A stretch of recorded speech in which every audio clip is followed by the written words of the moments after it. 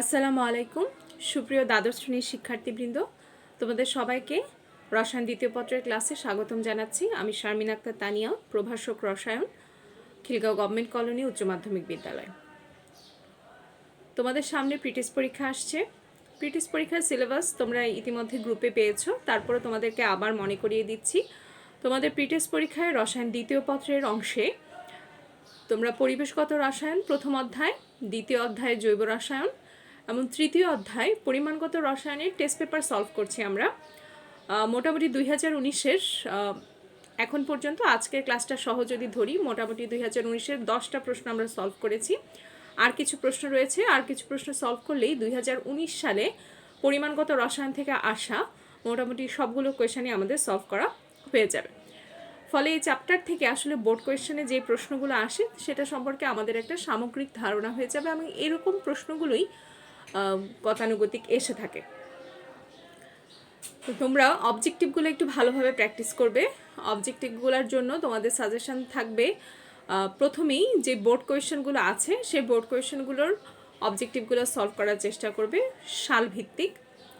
তাহলে দেখবে তোমাদের দক্ষতাটা অনেক বাড়বে। সেই সাথে বইটা যখনই পড়বে, কোনো একটা জিনিস নতুন যখনই পড়বে, তখন অবশ্যই বইয়ের ভেতর থেকে পড়াটার চেষ্টা করবে। প্রশ্ন ধরে না পড়ে প্রথমেই চেষ্টা করবে বই পড়তে। তাহলে বই পড়লে দেখবে অনেক ছোট ছোট জিনিস তোমার মাথায় থাকবে, পড়াটা বুঝতেও সুবিধা হবে এবং অবজেক্টিভের জন্য এটা খুবই কাজে দিবে। তো আজকের ক্লাসে আমরা পরিমাণগত রসায়নের যে ধারাবাহিক ক্লাসগুলো নিচ্ছিলাম টেস্ট পেপার সলভের, সেই ক্লাসের ধারাবাহিকতায় আজকে আমরা সিলেট বোর্ড 2019-এ আসা পরিমাণগত রসায়ন থেকে একটি প্রশ্ন, সেই প্রশ্নটি নিয়ে আলোচনা করব। প্রথমেই দেখো, আমরা যে উদ্দীপকটা নিয়েছি, উদ্দীপকটাতে দুইটা বিকারের কথা বলা, বিকার বা দুইটা পাত্রের কথা দেওয়া আছে। প্রথম যে পাত্রটি আছে সেই পাত্রে সোডিয়াম কার্বনেট 5.3 গ্রাম 250 ml নেওয়া আছে। দ্বিতীয় একটি পাত্র দেওয়া আছে, যেই পাত্রে যেই যৌগটি আছে সেই যৌগটিকে এক্স রাখা হয়েছে, অর্থাৎ যৌগটিকে তোমাকে বের করে নিতে হবে এবং সেই যৌগের পরিমাণ হচ্ছে 10 ml এবং এর ঘনমাত্রা হচ্ছে 0.1 মোলার। এবার দেখো নিচে ছোট্ট করে একটা হিন্টস দেওয়া আছে, এক্স, যে এক্স যৌগটা আছে, এক্স প্লাস অ্যামোনিয়া বিক্রিয়া করে একটা সাদা ধোঁয়া সৃষ্টি করে। এটা তোমাকে একটা হিন্টস হিসেবে দেওয়া হয়েছে এক্স যৌগটাকে আইডেন্টিফাই করার জন্য। তো এই ছিল আমাদের উদ্দীপক। উদ্দীপকের গতে যে প্রশ্নটা ছিল সে প্রশ্নটা হচ্ছে বিকার 1-এর দ্রবণের ঘনমাত্রা। বিকার 1 হচ্ছে সোডিয়াম কার্বনেটের 1 নাম্বার যে বিকারটা, বিকার 1-এর দ্রবণের ঘনমাত্রা ppm এককে হিসাব করা। ppm এককে ঘনমাত্রার হিসাব করার অনেকগুলো অঙ্ক কিন্তু আমরা করেছি এবং খেয়াল করবে এই অধ্যায়ের গয়ের যে অঙ্কগুলো থাকে সেগুলোতে ম্যাক্সিমাম ক্ষেত্রেই ppm এককে তোমাকে ঘনমাত্রাটা হিসাব করতেই বলা হয়ে থাকে। তাহলে ppm এককটা আমাদের জন্য খুবই গুরুত্বপূর্ণ। এই যেহেতু আমাদেরকে ঘনমাত্রা বের করতে বলেছে, ঘনমাত্রা যে সূত্রটা আছে সেই সূত্রটা আছে W × 1000 ডিভাইডেড V × M। তার মানে যেই যৌগটির ঘনমাত্রা তোমার বের করতে হবে তার ভর জানতে হবে। উদ্দীপকে কিন্তু আমাদের ভরটা দেওয়া ছিল, সেটা হচ্ছে 5.3 গ্রাম। এবং আমাদের উদ্দীপকে যে সোডিয়াম কার্বনেট ছিল, সোডিয়াম কার্বনেটের আয়তন দেওয়া আছে 250 ml এবং তার যে ভর, সেই আণবিক ভরটা আমাদেরকে বের করে নিতে হবে। সোডিয়াম কার্বনেটের আণবিক ভর হচ্ছে, যেহেতু সোডিয়াম 23 × 2, 2 পরমাণু রয়েছে, কার্বন 12, অক্সিজেন 3টা রয়েছে, 16 × 3 আমরা পাচ্ছি 106 গ্রাম। তাহলে এখন সূত্র বসিয়ে আমরা শুধুমাত্র সোডিয়াম কার্বনেটের ঘনমাত্রাটা পেয়ে যাব মোলার এককে। মোলার একক থেকে আমাদেরকে ppm এককে কনভার্ট করে নিতে হবে, যেটা আশা করি ইতিমধ্যে সবাই ppm এর যে অঙ্কগুলো আছে সেগুলো আশা করি সবার এখন নখদর্পণে চলে এসেছে। আমরা অনেকগুলো অঙ্ক কিন্তু ppm এককে করেছি। এই অঙ্কটা তোমরা করে আমাকে কমেন্টে অবশ্যই দেখাবে যে তোমাদের উত্তর কত এসেছে। এবার আসো গ নাম্বার যে প্রশ্নটা। গয়ের প্রশ্নে বলা হয়েছে বিকার 2-এর দ্রবণের মধ্যে যদি বিকার 1-এর দ্রবণ মেশানো হয় তাহলে মিশ্রণের প্রকৃতি কি হবে সেটা পিএইচ স্কেলের মাধ্যমে ব্যাখ্যা করতে। এরকম প্রশ্নও কিন্তু আমরা আগে পেয়েছি যে দুটি বিকারের দ্রবণকে একসাথে মেশানোর পরে আসলে দ্রবণের প্রকৃতিটা কেমন হয়। তাহলে প্রথমে আমাদের যে কাজটা করতে হবে, যেহেতু 2 নাম্বার পাত্রে যে যৌগটি আছে সেটা এক্স একটি যৌগ, সেই যৌগটাকে কিন্তু আইডেন্টিফাই করা হয়নি। প্রথমেই আমাদের গ অংশের উত্তরে এক্স যৌগটা আসলে কি ছিল সেটা আইডেন্টিফাই করে নিতে হবে। কিভাবে আইডেন্টিফাই করব? কারণ আমরা উদ্দীপক থেকে দেখছি যে এক্স প্লাস অ্যামোনিয়া প্লাস সাদা ধোঁয়া, আমরা জানি হাইড্রোক্লোরিক অ্যাসিডের সাথে যখন অ্যামোনিয়া বিক্রিয়া করে তখন অ্যামোনিয়াম ক্লোরাইডের একটা সাদা ধোঁয়া সৃষ্টি করে, ফলে এক্স যৌগটা হচ্ছে হাইড্রোক্লোরিক অ্যাসিড। এটা তোমাকে শুরুতেই বলে নিতে হবে এবং এটাই হলো আমাদের ঘয়ের প্রশ্নের জ্ঞানের অংশ, এবং শুধুমাত্র এতটুকুর জন্য তুমি 1 পেয়ে যাচ্ছ।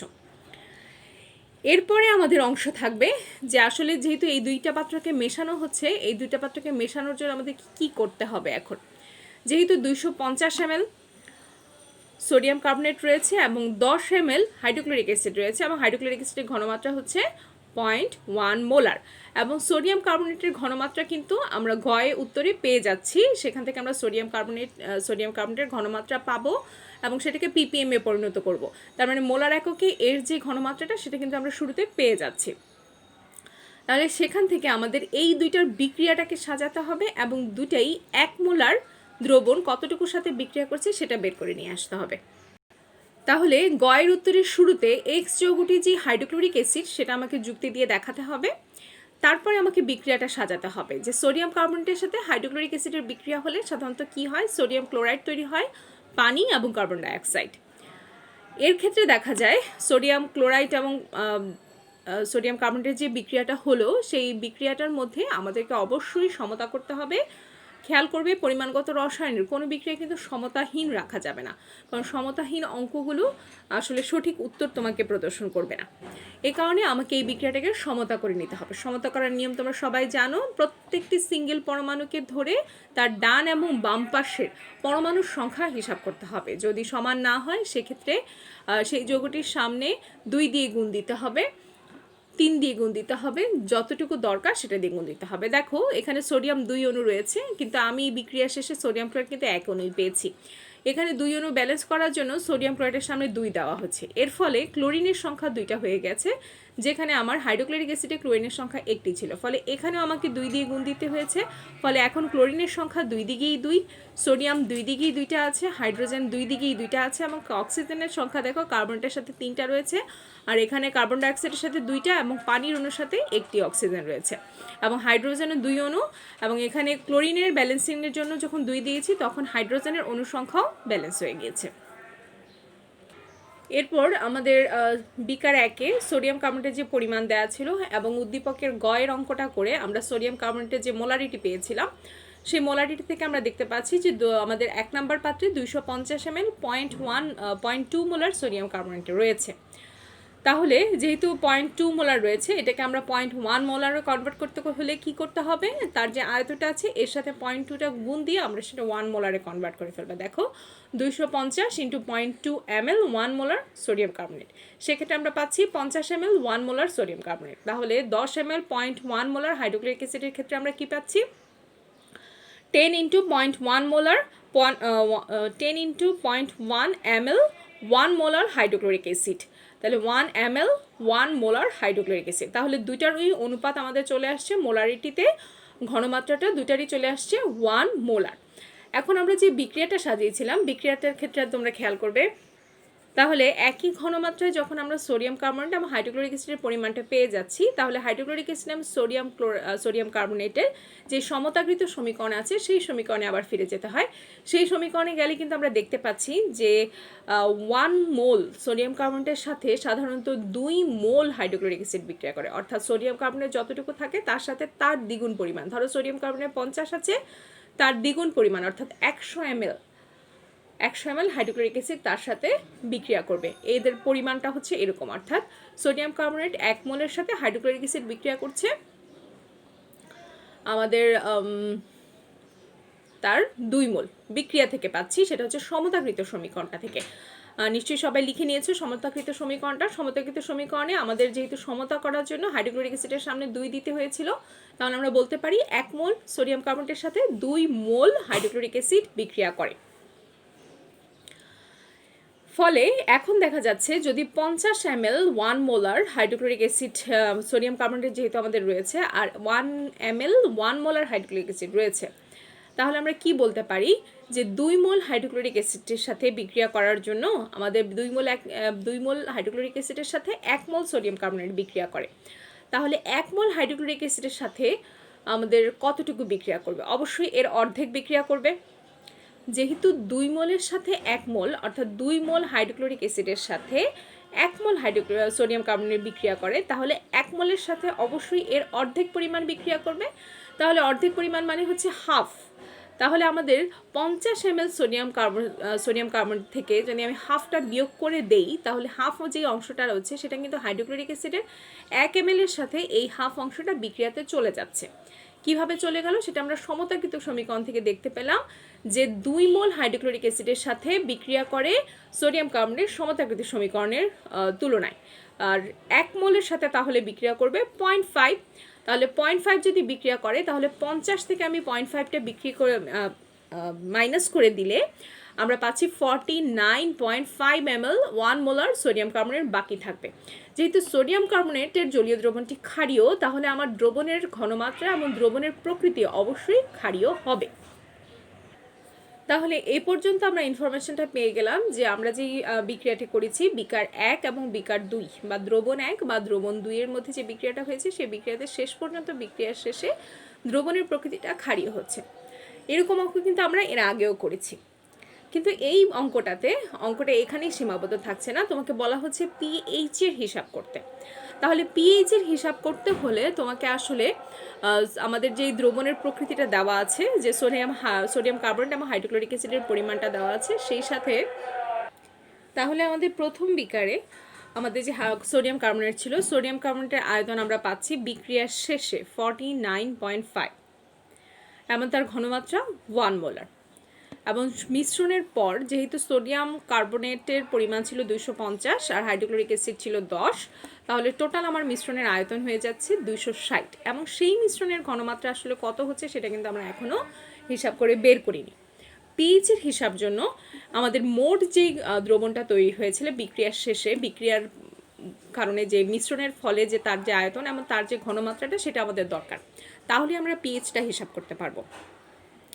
সেক্ষেত্রে আমাদের V1S1 = V2S2 সূত্রটা প্রয়োগ করতে হবে। এখানে V1S1 এর মান হচ্ছে সোডিয়াম কার্বনেটকে অর্থাৎ 49.5, S1 হচ্ছে 1 মোলার, আর V2S2 হচ্ছে আমাদের মোট যে দ্রবণ অর্থাৎ দ্রবণের আয়তন 260 ml, যেহেতু 250 + 10, আর S2 এর মানটা আমাদের বের হবে।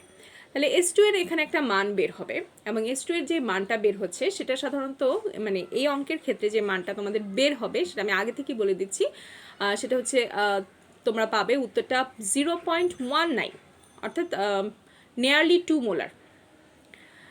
যেহেতু 2 মোলার পাচ্ছ সে কারণে আমরা জানি পিএইচ মানে কি। পিএইচ মানে হচ্ছে হাইড্রোজেন আয়নের ঋণাত্মক লগারিদম, আর পিওএইচ মানে হচ্ছে হাইড্রোক্সিল আয়নের ঋণাত্মক লগারিদম। যেহেতু আমাদের পিওএইচ হিসাব করতে বলা হয়েছে, আমাদেরকে পিএইচ হিসাব করতে বলা হয়েছে, কিন্তু আমাদের দ্রবণটা কিন্তু ক্ষারীয়, তাহলে ক্ষারের সাপেক্ষেই কিন্তু আমরা সবগুলো পরিমাণ পাবো। এরপরে আমাকে পিএইচ এর যে আসল সমীকরণটা ছিল সেই সমীকরণের মান বসাতে হবে। অর্থাৎ দেখো পিএইচ এর মান বের করতে হলে পিএইচ প্লাস পিওএইচ হচ্ছে 14। আমাকে বলা হয়েছে পিএইচ এর মান বের করতে হয়, তাহলে আমাকে এই সমীকরণের পিওএইচ এর মানটা আমাকে আসলে আগে বের করে নিতে হবে। যদি এই মানটা আমাদের জানা থাকে, এখানে আমাদের 14 আছে, বিয়োগ করে দিয়েই অর্থাৎ পিএইচ = 14 - পিওএইচ থেকে আমি কিন্তু পিএইচ এর মানটা সহজেই পেয়ে যাচ্ছি।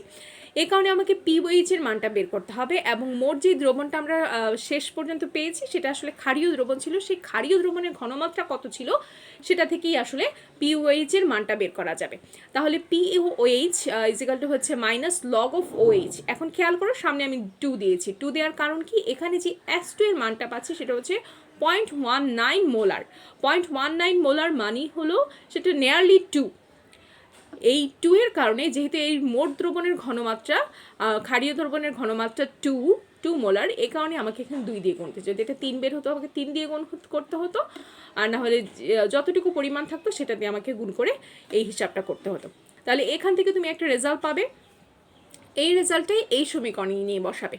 অর্থাৎ পিএইচ = 14 - পিওএইচ এর যে মানটা তুমি পাচ্ছ এই মাইনাসটা সহ ক্যালকুলেশন করে সেটা এখান থেকে 14 থেকে বিয়োগ করে দিলেই আমরা আসলে এই দ্রবণের পিএইচটা পেয়ে যাব। এটা ছিল আমাদের সিলেট বোর্ড 2019-এ আসা পরিমাণগত রসায়নের একটি প্রশ্ন।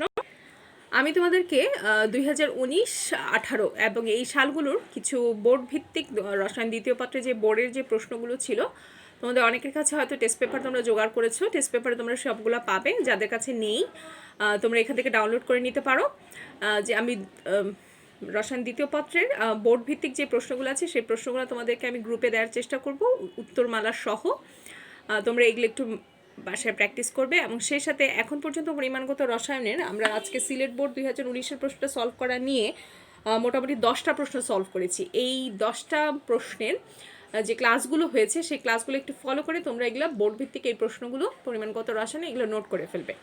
নোট করে তোমরা 2019 এবং 18 প্রশ্নগুলো আমাদের শেষ হওয়ার পরে আমরা মোটামুটি এর পরের যে অধ্যায় বাকি রয়েছে তড়িৎ রসায়ন, একটা বড় অধ্যায়, এই তড়িৎ রসায়নে আমরা যাব। এমন তোমরা হয়তো খবরের মাধ্যমে এখন জানতে পেরেছো যে তোমাদের হয়তো ফেব্রুয়ারির দিকে, যেহেতু তোমাদের এইচএসসি পরীক্ষাটা জুলাই আগস্টের দিকে হবে ধারণা করা হচ্ছে, সেক্ষেত্রে তোমাদের ফেব্রুয়ারি থেকে হয়তো সশরীরে কলেজে এসে ক্লাস করার সুযোগ হয়তো যদি আল্লাহ রহমত করে হতে পারে।